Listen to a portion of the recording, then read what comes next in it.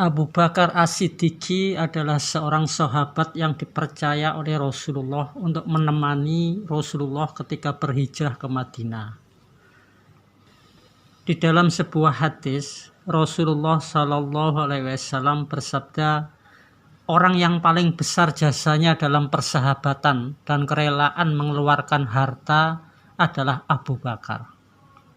Kemudian di dalam hadis riwayat yang lain, Rasulullah SAW mengatakan, andai saja aku diperbolehkan memilih kekasih selain Tuhanku, pastilah aku akan menjadikan Abu Bakar sebagai kekasih. Namun cukuplah persaudaraan se-Islam dan kecintaan karenanya. Di hadis riwayat yang lain, ada seseorang menemui Rasulullah dan bertanya, siapakah orang yang paling engkau cintai? Beliau Rasulullah pun menjawab, Aisyah. Karena saat itu istri pertama Rasulullah yaitu Khadijah telah meninggal dunia. Jadi Rasulullah menjawab Aisyah. Kemudian orang tersebut bertanya lagi. Dari kalangan laki-laki Rasulullah pun menjawab bapaknya, yaitu maksudnya Abu Bakar. Di dalam sebuah riwayat hadis, saat Rasulullah berada di suatu tempat, datanglah Abu Bakar disambut oleh Rasulullah dengan hadis yang berikut ini. Persilahkan dia masuk dan beritahukan padanya bahwa dia adalah penghuni surga. Jadi saat Abu Bakar masih hidup di dunia, Rasulullah telah menyampaikan pesan Allah bahwa Abu Bakar nantinya adalah penghuni surga. Di samping itu, Abu Bakar adalah orang yang pertama-tama masuk agama Islam. Itu adalah beberapa kefadolan, beberapa keutamaan dari Khulafaur Rasyidin yang pertama, yaitu Abu Bakar As-Siddiqi. Di dalam sebuah hadis riwayat Tirmidzi, kalau di dalam Kitabus Shalah ada di halaman 97, di situ dijelaskan an Abi Bakrin As-Siddiqi radhiyallahu anha annahu qala li Rasulillahi sallallahu alaihi wasallam alimni du'aan ada'u bihi fis sholati. Abu Bakar meminta kepada Rasulullah, ya Rasul, ajarilah saya doa yang mana saya berdoa di dalam sholat saya.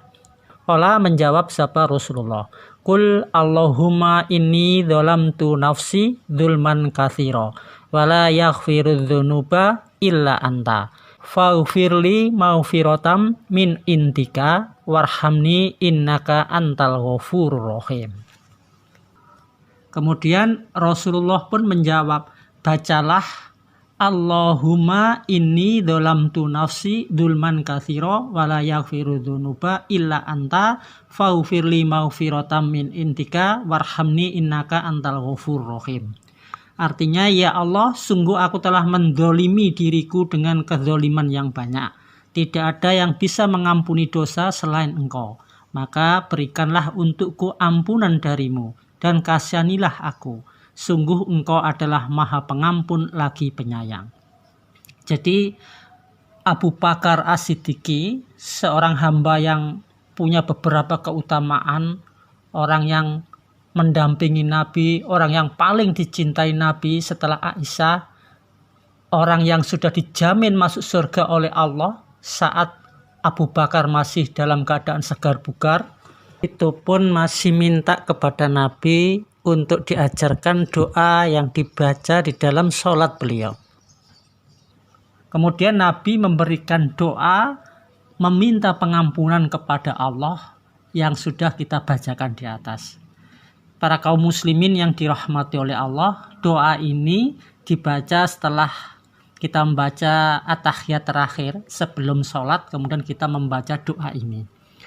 Dari hadis riwayat ini bisa kita ambil pelajaran bahwasanya sahabat Abu Bakar As-Siddiqi, orang yang mempunyai banyak kelebihan, keutamaan dibandingkan orang-orang lain, orang yang sudah dijamin oleh Allah masuk ke dalam surga saat Abu Bakar masih keadaan segar bugar hidup di dunia ini, dia pun masih juga diajarkan oleh Rasulullah doa untuk mengakui kesalahan di hadapan Allah, kemudian meminta pengampunan kepada Allah. Hal ini memberi kita pelajaran bahwasanya meskipun kita bagaimanapun juga alimnya, baiknya, misalkan kita ahli zikir, ahli ibadah, tetap kita sebagai hamba mempunyai banyak sekali kesalahan, mempunyai banyak sekali kezaliman, mempunyai banyak sekali dosa-dosa di hadapan Allah. Untuk itu kita sangat perlu sekali untuk meminta ampun kepada Allah dengan cara mengakui kesalahan kita dan kemudian meminta ampunan kepada Allah. Karena dengan permintaan ampunan kepada Allah dan dosa kita diampuni oleh Allah, itulah yang nantinya melapangkan diri kita masuk ke dalam surganya Allah. Karena tidak mungkin orang yang masuk ke dalam surga masih mempunyai banyak kesalahan, masih mempunyai banyak dosa. Insya Allah itu yang bisa kami sampaikan. Semoga doa ini yang ada di Kitabus Shalah halaman 97 bisa kita amalkan, bisa kita praktekkan dalam setiap setelah kita sholat. Maksudnya dalam keadaan sebelum salam, setelah at-tahiyat terakhir, kita praktekkan sehingga kita menjadi hamba-hamba yang penuh dengan maghfirah dan rahmat dari Allah, bersih dari dosa-dosa kita. Amin, amin, ya robbal alamin.